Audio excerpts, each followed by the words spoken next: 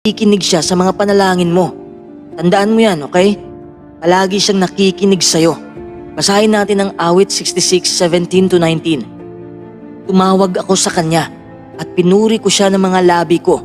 Kung may nakasasakit na bagay sa puso ko na hindi ko inaalis, hindi sana ako dininig ng Diyos. Pero dininig ako ng Diyos.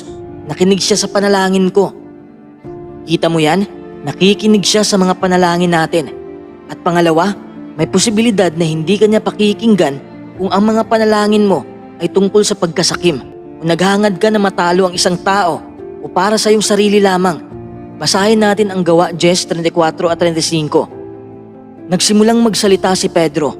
Lubusan ko nang naiintindihan ngayon na hindi nagtatangi ang Diyos, kundi tinatanggap niya ang tao na natatakot sa kanya at gumagawa ng tama saan mang bansa ito nagmula. Kita mo naman, di ba? Walang pinapaboran ng Diyos